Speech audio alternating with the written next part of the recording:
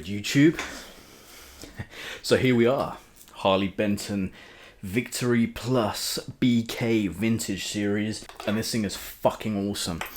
I needed to get on the Harley Benton hype train because I was hearing so many good things about them that I thought this shit cannot be for fucking real. So initially I get this thing out of the box, it's dusty as hell, the frets are a bit manky, nothing a little polishing couldn't handle. I lemon oiled the Blackwood fretboard and that also came up nice. I noticed that the strings were aligned very nicely down the neck. I really dislike it when the E strings are not equidistant from the fretboard edges. It sets me off.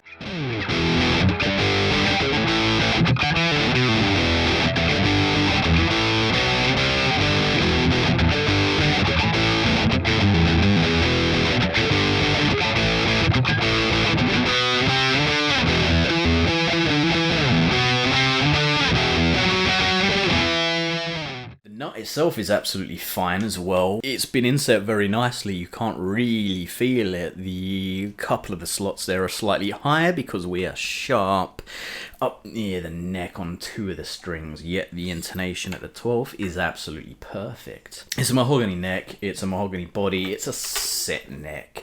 I've upgraded the strap locks to Schaller S Locks because I love them.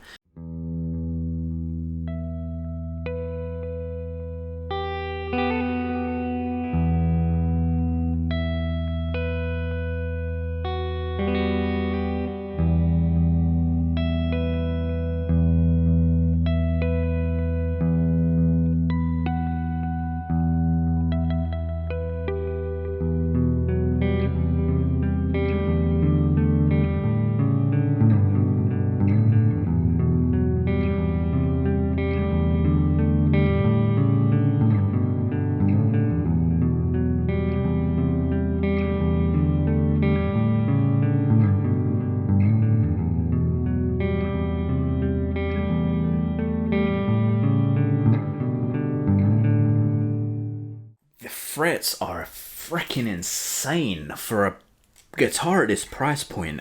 There is not a single sharp fret end on there. I've gone up and down the board with a fret rocker. There's maybe a couple, one or two. Not terrible by any stretch of the imagination.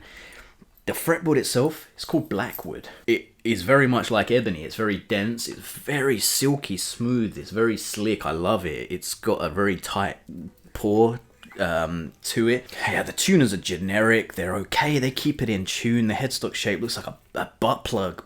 I guess that the Ibanez and PRS style headstocks on the previous iterations of this, they must have got a cease and desist. Around this one, often Gibson would come knocking.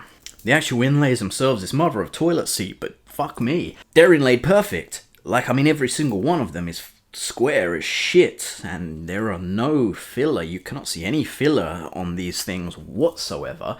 They're all dead center and in line with each other. It's insane.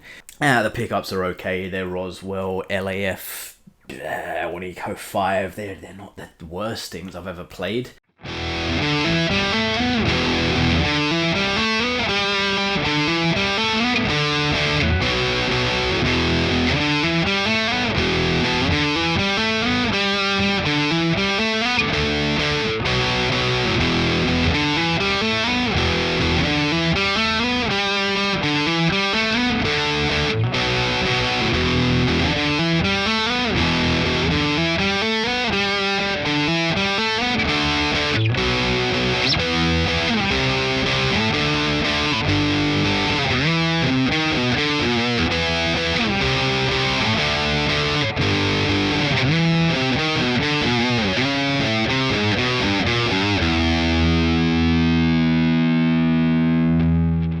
The actual bridge, now we'll get to the bridge in a moment because that's where one of the issues are. There's 3 issues on this guitar, 3 or 4. Yeah, the switch and the rest of the hardware is fine. The knobs turn okay. Yeah, we'll see how long it lasts. I mean, all this is going to be gutted anyway. Not because it's complete junk, but because this guitar is so good, I actually need to keep it and upgrade it. The actual body itself is not the thickest body either. Obviously, it's going to be one way they cut costs down. It's incredibly light, this thing. So on the back here, the cavity cover is not inlaid into the guitar body. It's actually on top. Now, it's got a chamfered edge at a 45-degree angle. Again, somewhere they're going to cut costs. The string ferrules on the back, they fall out because they've not been glued in. Whether or not they can be glued in, or if they've drilled the holes too big, well, we're yet to find out. We can fix it. Set neck, it's a generic C-shaped neck as well. Binding is all nice and well. There's a little area up near the headstock. You can just see that they've forgotten to mask off, and you can see some bare wood through it. Not the end of the world.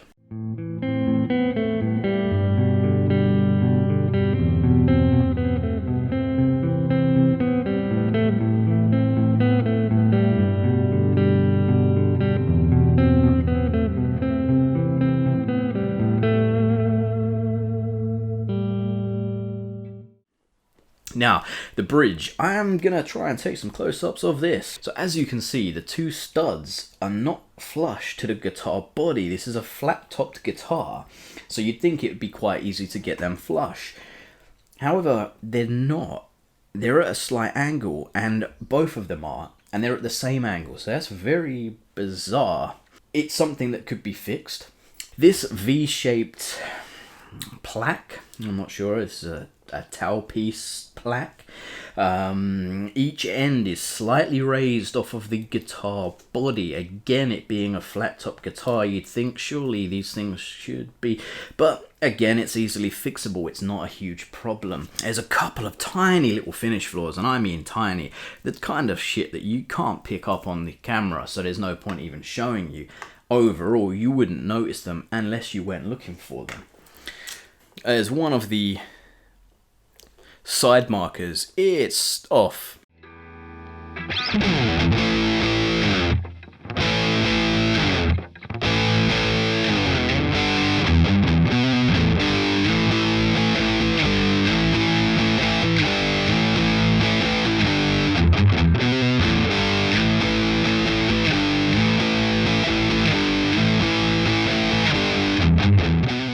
Tuners themselves are all absolutely fine and in line. Another thing that may set some of you off is that the strings, they just don't clear the back of the tailpiece, so they do touch on the high E. Now the high E is one of the problem strings.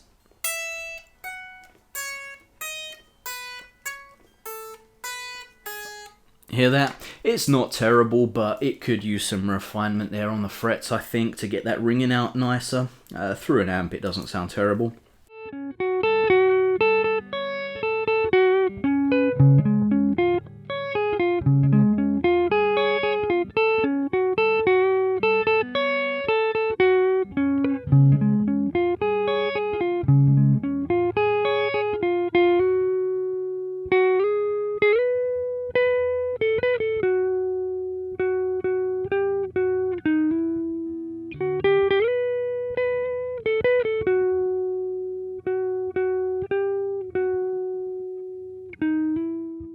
Other than that, they got the fundamentals of this thing right, which is more than I can say for a lot of other guitars I've tried recently. So this thing is awesome.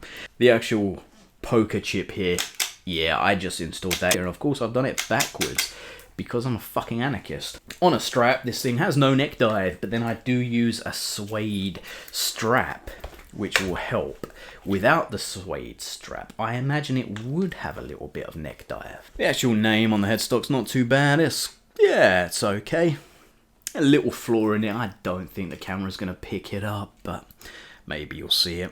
Anyway, peace out. Thanks for watching. Don't forget to hit that subscribe button. It really helps me out. Peace out, y'all.